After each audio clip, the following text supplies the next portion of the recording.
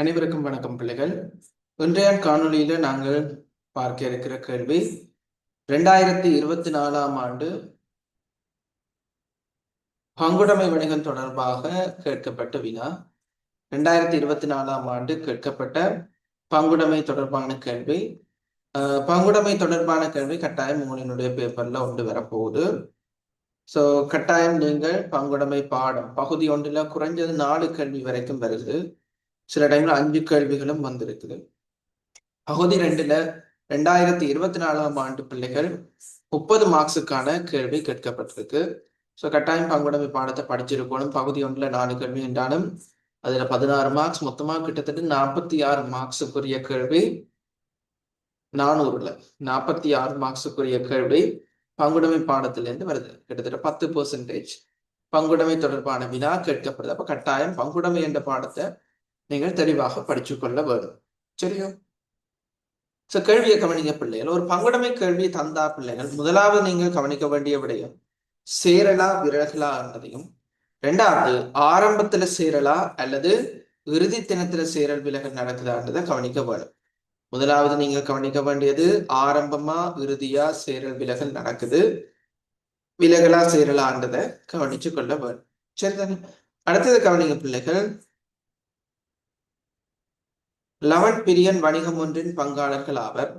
பங்குடைமை உடன்படிக்கை நிபந்தனைகள் பின்வருமாறு. அப்ப லவன் பிரியன் என்று 2 பேர் இருக்கிறாங்க.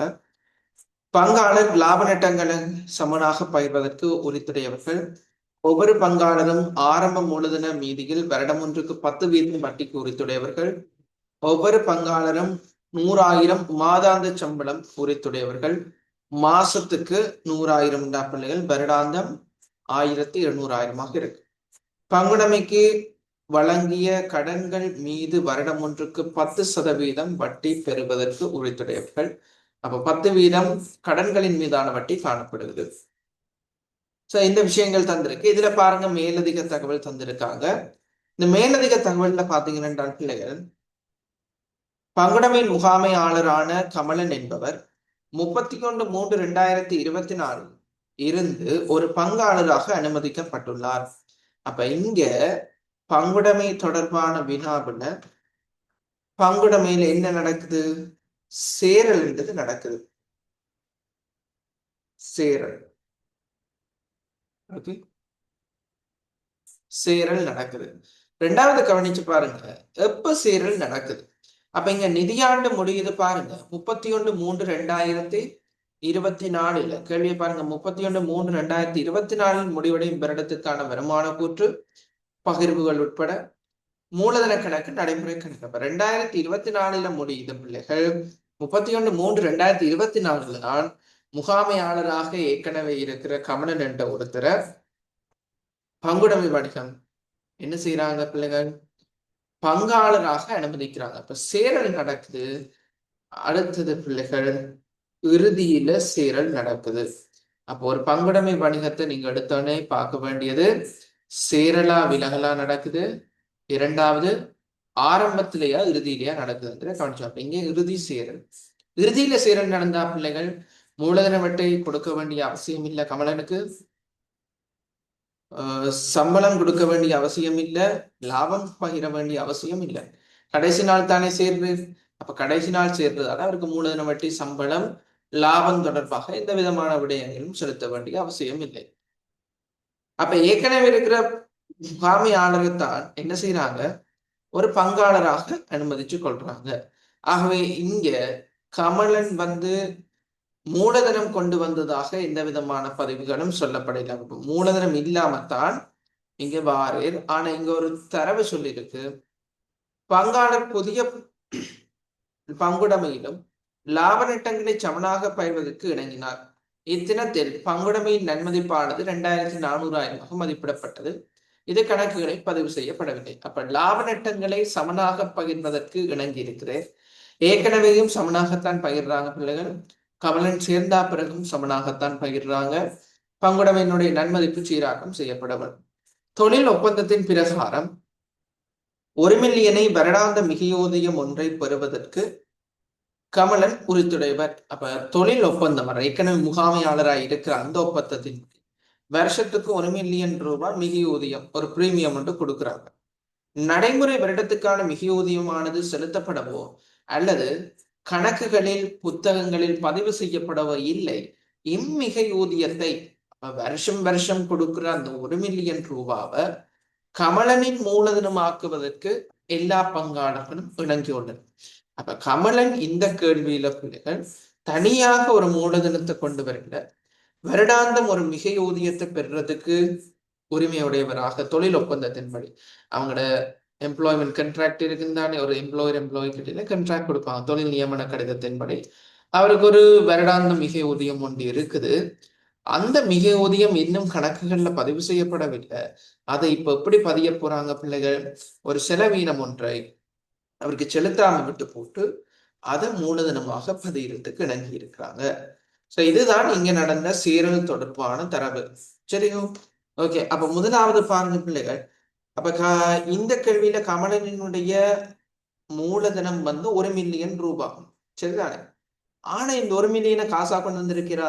இல்லை. இது கமலனினுடைய மிகை ஊதியம் கணக்குகள்ல பதிவு செய்யப்படவில்லை. ஆகவே நாங்கள் இந்த மிகை ஊதியம் ஒரு பங்காளர், அவர் ஏற்கனவே பாருங்க பிள்ளைகள் முகாமையாளராக இருக்கு. அப்ப முகாமையாளருக்குரிய செலவு நிர்வாக செலவுகளை நீங்கள் சேர்க்க வேண்டும். ஏற்கனவே நிர்வாக செலவினுடைய மீதி பரீட்சை மீதியில இருக்கு பாருங்க. ஏற்கனவே அவங்க ஒரு பரீட்சை மீது செய்திருக்காங்க. அதுல நிர்வாக செலவு 3800 கால்குலேட் பண்ணியிருக்காங்க. ஓகே. இப்ப கமலனினுடைய மிகை ஊதியம் ஒன்று பதிவு செய்யப்படாமல் இருக்குது, 1 மில்லியன் ரூபாய். இந்த 1 மில்லியனை நாங்கள் எங்க கொண்டு போய் சேர்க்கணும்? பங்காளரினுடைய மூலதன கணக்குல சேர்க்கணும். ஆரம்ப மீதி இருக்கும், மீதி வந்தது. இவரனுடைய மிகை ஊதியம் மூலதனமாக கன்வெர்ட் ஆக போகுது கமலனுக்கு.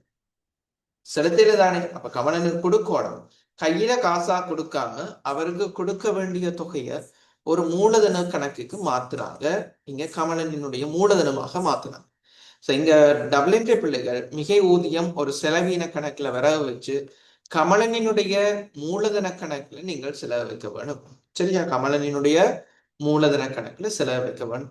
அடுத்தது பாருங்க, பங்குடைமையில பிள்ளைகள் மூலதன கணக்கு நடைமுறை கணக்குகளினுடைய ஆரம்ப மீதி தந்திருக்காங்க. 11 பிரியன் மீதி வந்தது 4000 2000. நடைமுறை கணக்கு மீதி பாருங்க பிள்ளைகள், 2 பேருக்கும் செலவு மீதி 700 100,000. 700 100 ஆரம்ப மீதியாக இருக்க போகுது. மீதி வந்தது. ஓகே. இப்ப நீங்க என்ன செய்ய போறீங்க? நன்மதிப்பு சீராக்கம் செய்ய போறீங்க. ஞாபகம் வச்சிருங்க பிள்ளை, நன்மதிப்பு சீராக்கம் செய்யறது மிகவும் இலகுவானது. பழைய பங்காளர் மூலதன கணக்குல செலவு வைக்கணும். அப்ப இங்க 11 பிரியன் கமல். இங்க பழைய பங்காளர்கள் யாரு? இந்த 11 பிரியன். புதிய பங்காளர் யாரு? புதுசா சேர்ந்தவர் கமலன். ஆகவே பழைய பங்காளர் 11 பிரியன். தொடர்ந்து இயங்கும் பங்காளர்கள் யார் யார் தொடர்ந்து இயங்க போறாங்க? 11 பிரியன் கமலன் 3 பேரும் தொடர்ந்து இயங்க போறாங்க. அப்ப பழைய பங்காளர் மூலதன கணக்குல செலவு வைக்க போறீங்க நன்மதிப்பு என்று சொல்லி பிள்ளைகள். பழைய லாப நட்ட வீதாசாரம், பழைய லாப நட்ட வீதாசாரம் 1க்கு 1 இருக்க போகுது. சரிதானே? அப்ப பழைய பங்காளர் யாரு, தொடர்ந்து இயங்கும் பங்காளர் யாருன்றதை விளங்கிக் கொள்ளுங்க. பழைய பங்காளர் என்றது 11 பிரியனும், தொடர்ந்து இயங்கும் பங்காளர் 11 பிரியன் கமலன். பழைய பங்காளர் மூலதன கணக்கு செலவு பழைய லாப நட்ட வீதாசாரம். அப்ப மொத்தமாக பங்குடைமையினுடைய நன்மதிப்பு 2400,000. அதை பிரிச்சா பிள்ளைகள் 1200 11க்கு, பிரியனுக்கும் 1200,000. புதிய லாப நட்ட வீதாசாரம் பிள்ளைகள் 1க்கு 1. எனவே இந்த சமனாக எண்ட உடனே பிள்ளைகள் எல்லாம் ஒன்று நினைக்க 2 பேருக்கு சமனாக கொடுக்கக்குள்ள 2ல் 1 பங்கு, 3 பேருக்கு சமனாக கொடுக்கக்குள்ள 3ல் 1 பங்கு. அப்ப 2400,000 பிரிச்சிங்க என்றால் பிள்ளைகள் 800,000 800,000 800,000.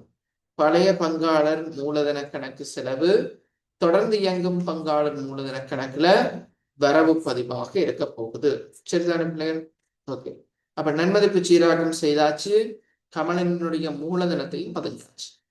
அடுத்தது பாருங்க பிள்ளைகள், நடைமுறை வருடத்திற்கான பங்காளரின் மூலதன மீதிகள் மீதான வட்டியானது ஏனைய செலவுகளில் வரைவு வைக்கப்பட்டு தொங்கல் கணக்கில் செலவு வைக்கப்படும்.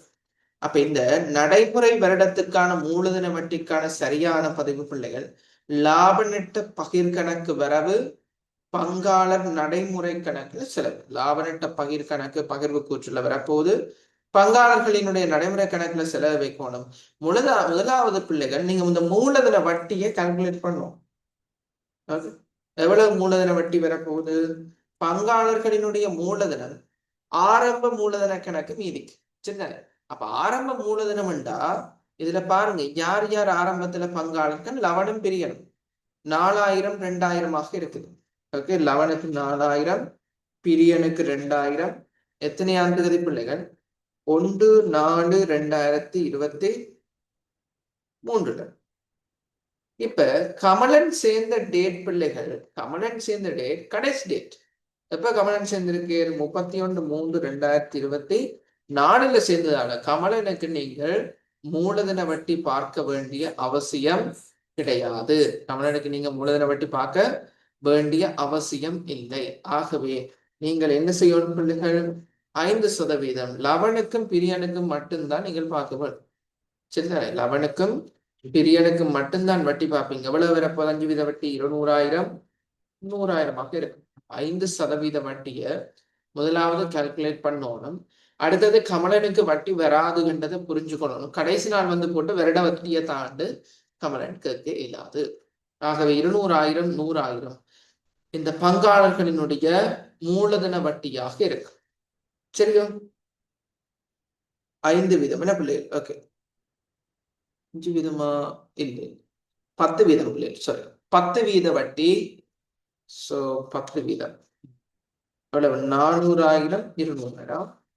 அப்ப 10% வட்டி மூலதன வட்டி என்ன செய்யணும்? நீங்கள் கால்குலேட் பண்ணணும். ஃபர்ஸ்ட் இப்ப 400 200க்குரிய பதிவு தான் என்ன? லாப நட்ட பகிர் கணக்கு வரவு பங்காளர் நடைமுறை கணக்கு செலவு. இப்ப இது சரியான பதிவு. இப்ப இதுக்கு பதிலாக தேவையில்லாம என்ன செய்திருக்காங்க பிள்ளைகள் பாருங்க. ஏனைய செலவுகளில் வரவு வைக்கப்பட்டு தொங்கல் கணக்கில் செலவு வைக்கப்பட்டு. அப்ப இங்க விட்டப்புல பகிர் கணக்குல வரவு வச்சிருக்கோணும்.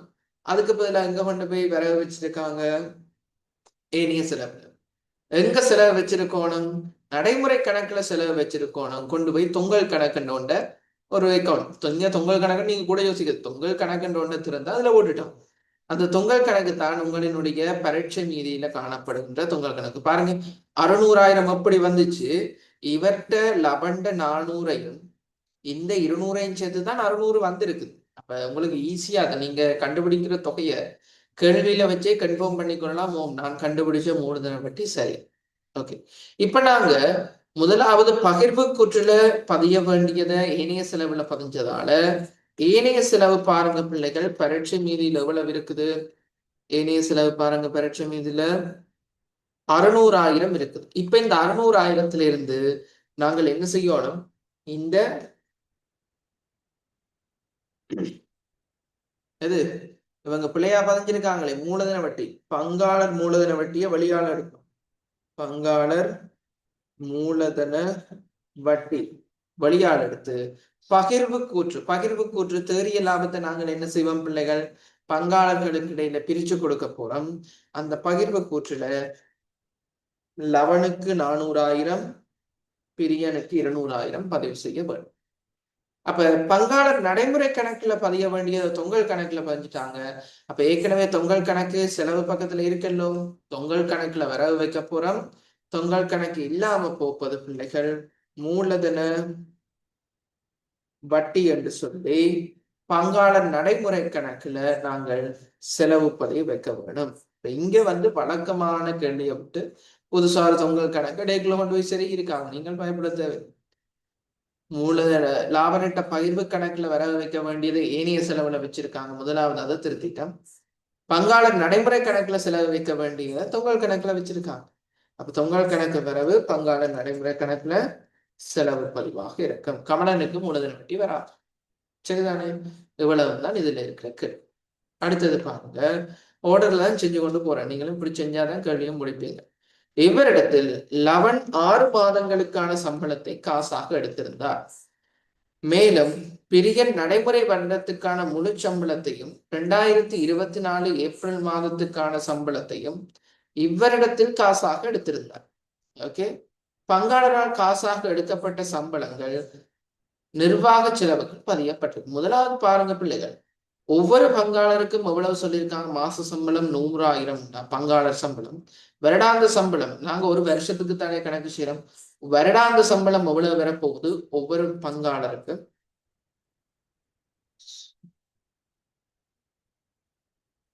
வருடாந்த சம்பளம் லவனுக்கு 1200, பிரியனுக்கும் 1000. வருடாந்த சம்பளமாக லவனுக்கும் 1200, பிரியனுக்கும் 1200 இருக்க போகுது. ஓகே, சரி.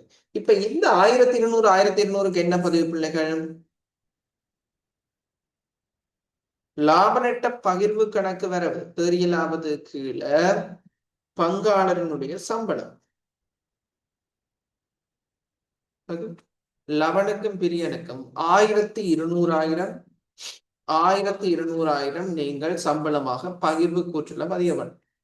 சரியா? பகிர்வு கூற்றுல தெரிய லாபத்துல இருந்து பிரிச்சு கொடுக்க போறோம். சம்பளம் உண்டு. எங்க செலவு பதிவு வரப்போகுது? நடைமுறை கணக்குல செலவு பதிவு வரப்போகுது. பங்காளனுடைய சம்பளம் எவ்வளவு? 1200, பிரியனுக்கும் 1200. கமலனுக்கு வராத பிள்ளைகளே கடைசி நாள் தான் செய்திருக்கு. ஓகே, கடைசி நாளாகத்தான் முகாமையாளராக இருந்த கமலன் ஒரு பங்காளராக மாறி இருக்கு. விளங்கிடுதோ? ஓகே, அப்ப நாங்க இந்த சம்பளத்தை என்ன செய்யக்கூடாது? வேற எங்கேயும் கொண்டு போய் பதியிடல. முதலாவது வருடாந்த சம்பளத்துக்குரிய பதிவு. அடுத்தது இப்ப இந்த கேள்வியில இந்த தரவுல இப்ப நாங்க வாசிச்ச இந்த 4வது தரவு சொல்றது செலுத்தப்பட்ட சம்பளம். அப்ப ஒன்றையும் குழப்பிக்கொண்டோம். இப்ப நாங்க பதிஞ்சது வருடாந்த சம்பளம். இப்ப இதுல கேள்வியில சொல்லி இருக்கிறது எந்த சம்பளம் பிள்ளைகள்? இதுல பாருங்க, செலுத்தப்பட்ட சம்பளம். ஓகே, அப்ப லவன் 6 மாத சம்பளத்தை, லவனை மட்டும் பாருங்க. ஃபர்ஸ்ட் 6 மாத சம்பளத்தை காசாக எடுத்திருக்கேன். பிரியன் இந்த வருட சம்பளம் அடுத்த வருஷத்துக்கான ஏப்ரல் மாத சம்பளத்தையும் எடுத்திருக்கேன். அதை இவரிடத்தில் காசாக எடுத்திருக்கேன். மொத்த சம்பளங்கள் நிர்வாக செலவுகள். அப்ப நிர்வாக செலவுக்குள்ள லவன் 6 மாச சம்பளம். 6 மாச சம்பளம் எவ்வளவு பிள்ளைகள்? இந்த வருடம் செலுத்தப்பட்ட சம்பளம் பாருங்க. லவன் 6 மாச சம்பளம் 600,000. ஓமா இல்லையா? ஓகே, பிரியண்ட இந்த வருஷ சம்பளம் 1200,000 பிளஸ் எதிர்வரும் மாத ஏப்ரல் மாத சம்பளம் என்றா பிள்ளைகள் அடுத்த மாசத்துக்குரிய 1,00,000 ரூபாய் ரெண்டுமே செலுத்தப்பட்டு மொத்தமா 600,000, 1300,000 செலுத்தப்பட்டிருக்கு. இந்த ரெண்டும் எங்க இருக்குது பிள்ளைகள்? நிர்வாக செலவுக்குள்ள இருக்கு. இப்ப நிர்வாக செலவுக்குள்ள இருக்கிறது நாங்க என்ன செய்யணும்? வெளியாள தூக்கி அவர்களினுடைய நடைமுறை கணக்குல என்ன செய்யணும் பிள்ளைகள்? வரவு பதிவு வைக்க வேண்டும். நடைமுறை கணக்குல என்ன செய்ய போறோம்? வரவு பதிவு வைக்க போறோம். இது பற்று, பங்காளரினுடைய பற்றுக்கு ஈக்குவலான விஷயம். சம்பளத்தை தான் எடுத்திருக்கு, செலுத்தப்பட்ட சம்பளம் பற்றுக்கு ஈக்குவலா இருக்கும். பங்குடமிலிருந்து எடுக்கிற பிள்ளைகள். செலுத்திய சம்பளம் நிர்வாக செலவுக்குள்ள இருக்குது. அப்ப லவண்ட சம்பளம் எவ்வளவு இருக்குது? 600,000. சரியா? பிரியன்ற சம்பளம் எவ்வளவு? நடைமுறை வருடம் எதிர்வரும் மாதம் மொத்தம் 1300,000. அப்ப நிர்வாக செலவுக்குள்ள இருந்த பிள்ளைகள் செலுத்திய பங்காளர் சொல்றாடிங்கன்னா சம்பளம். சரியா? செலுத்திய பங்காளர் சம்பளம் 1900 வெளியாடு எடுக்கும். சரியா? ஏன் இது பங்காளனுடைய சம்பளம் செலுத்தினால் நடைமுறை கணக்குல வரவுல பதிய வேண்டிய விடயம் நிர்வாக செலவுக்குள்ள கொண்டு போய் பதிஞ்சிட்டாங்க. அது பிழை. ஆகவே செலுத்திய சம்பளம்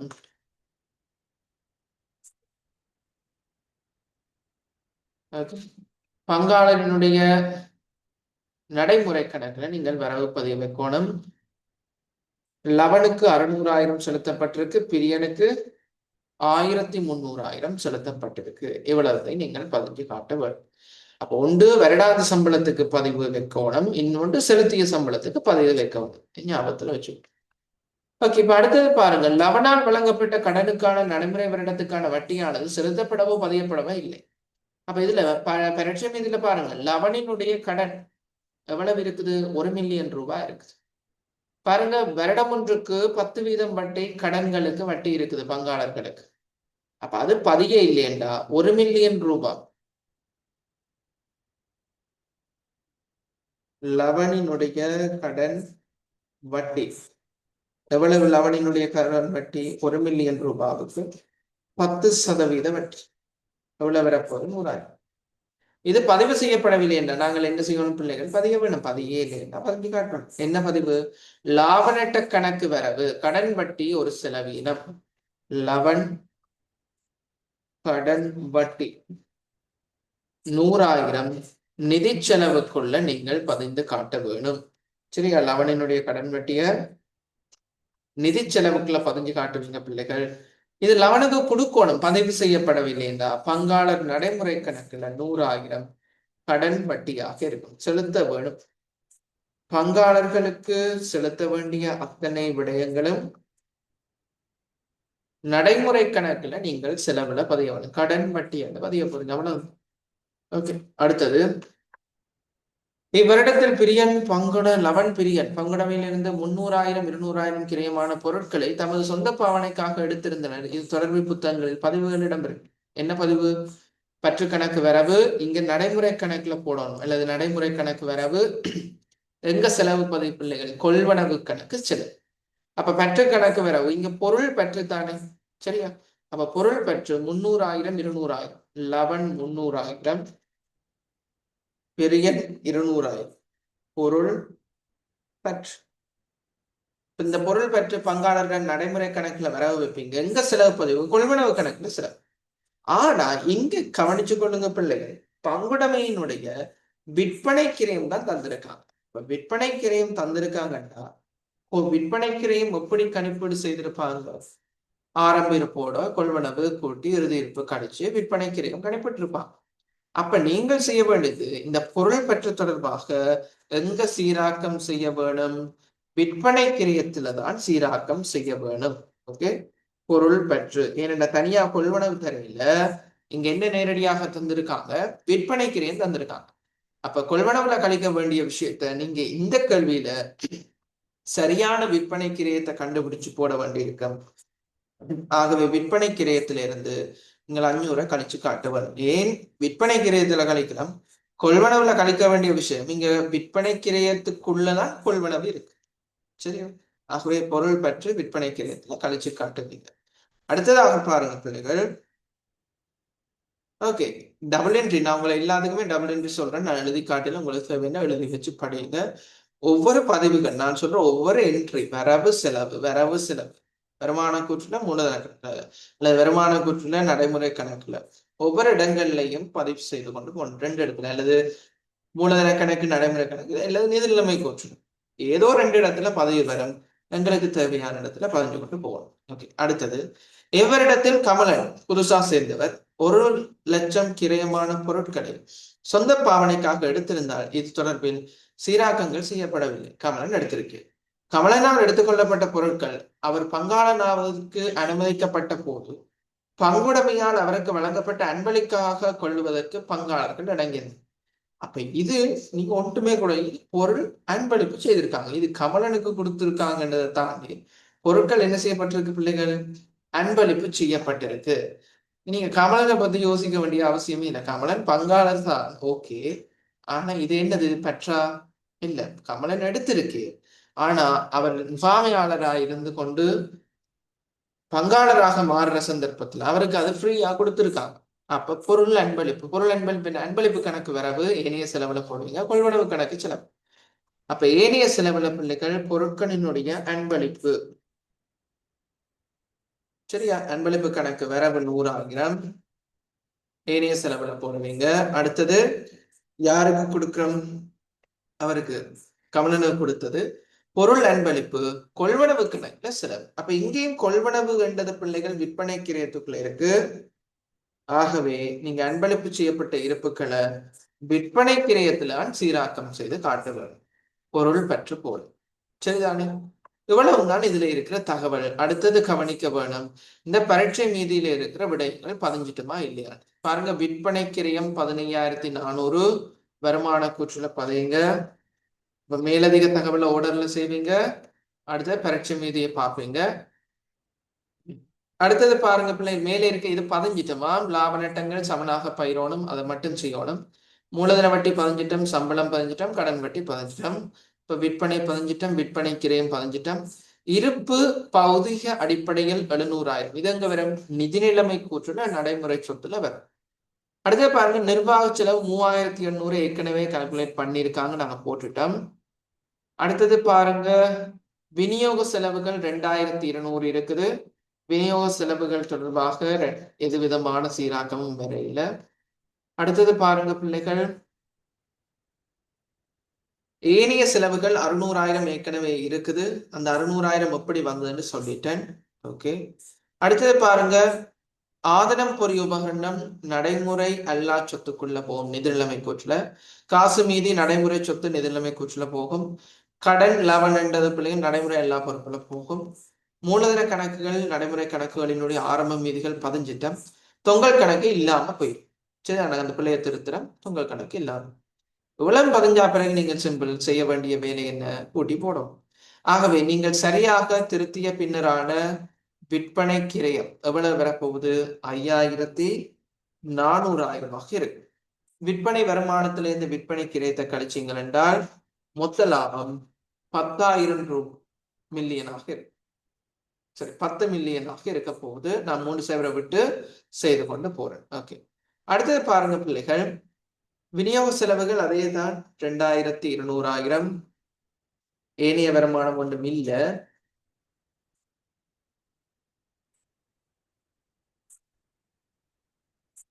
அடுத்தது பாருங்க, நிர்வாக செலவு, இதனுடைய டோட்டல் 2,900.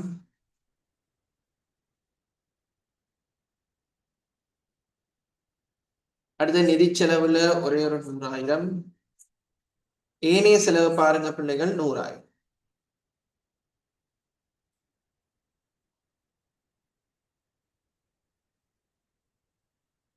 இப்ப இதுல பிள்ளைகள் இந்த நிதி செலவு, நிர்வாக செலவு, விற்பனை கிரயத்தை நீங்க ஒரு செய்கையில செய்துட்டு அதனுடைய தேறிய மீதி, திருத்தப்பட்ட மீதியை மட்டும் போட்டு வருமான கூற்று செய்யலாம். அதுக்காண்டி இப்படி செய்யறதும் பிள்ளை என்று அர்த்தம் இல்லை. பாஸ்ட் பேப்பர்ல செய்கைகள் மூலமாக போட்டு காட்டியிருக்காங்க. எல்லாம் ஒன்றுதான். ஓகே, கம்பெனி கணக்கு தான் நீங்க கட்டாயம் அதே மாதிரி செய்ய இருக்கும். ஓகே, இப்ப பாருங்க, எங்களினுடைய தேறிய லாபம் 4,700,000 தேறிய லாபம் வருகிறது. அதன் தேறிய லாபத்தை நீங்க பகிர்வு செய்யணும் பிள்ளைகள். மூலதன வட்டி என்று 600,000 பிரிச்சு கொடுத்துருக்கீங்க. பங்காளர்களுடைய சம்பளத்துக்காக 2,400,000 பிரிச்சு கொடுத்துருக்கீங்க. அப்ப அது போக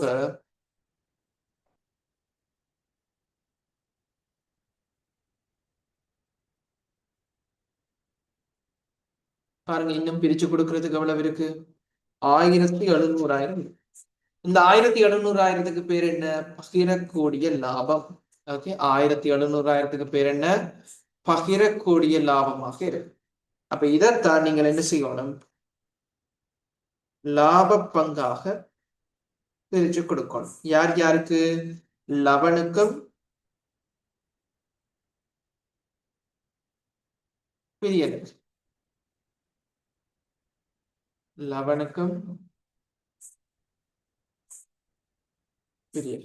ஏன் நீங்க கமலனுக்கு கொடுக்க தேவையில்லை பிள்ளைகள், கமலன் கடைசி நாள் தான் சேர்ந்திருக்கு. ஆகவே அவருக்கு கொடுக்க வேண்டிய அவசியம் இல்லை. பகிரக்கூடிய லாபம் 850,000 இருக்கு. ஓகே, இந்த பகிரக்கூடிய லாபத்தை என்ன செய்வீங்க பிள்ளைகள், மூலதன கணக்கிற்கு, நடைமுறை கணக்கிற்கு மாற்ற வேண்டும். லாப பங்கு, லாப பங்கு லவனுக்கு 850, பிரியனுக்கு 850. சரியா பிள்ளைகள்? இனி என்ன செய்ய வேணும், கூட்டி போட்டா சரிதானே, கூட்டி போடுங்க. 3,850. கணக்கு எப்பயுமே பிள்ளைகள் எப்பயும் முழுமைப்படுத்தி பதிய வேண்டும். முழுமைப்படுத்தணும் கணக்கு. அப்ப இங்க கமலனுக்கு எந்த விதமான பதிவுகளும் வராது. கடைசி நாள் தானே சேர்ந்திருக்கு. ஆகவே நடைமுறை கணக்குல கமலன் தொடர்பாக நாங்க எந்த விதமான பதிவுகளும் பதிய வேண்டிய அவசியம் இல்லை. நீங்க கோட் அடிச்சுட்டு பிளாங்கா விட்டாலும் சரி, அல்லது கோட் அடிக்காட்டிக்கும் பிரச்சனை இல்லை.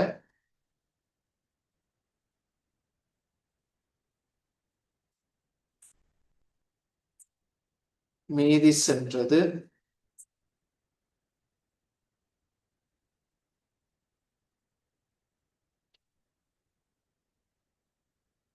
2350,000 லவனுக்கு வருது.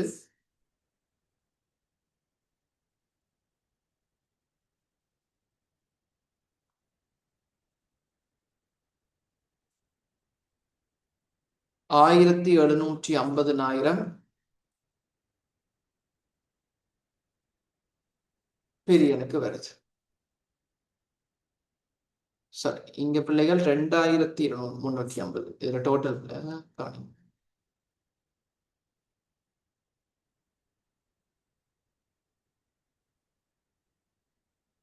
950,000 பிரியனினுடைய நடைமுறை கணக்கு மீதி.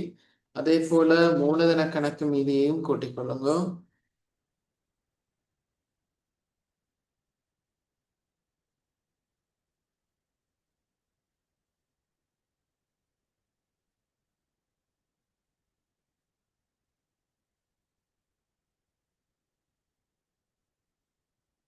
கணக்கை முழுமைப்படுத்தி மீதி சென்றது, மீதி வந்தது எல்லாம் போடுங்க பிள்ளைகள். அறகுறையா விடாதீங்க. ஓகே.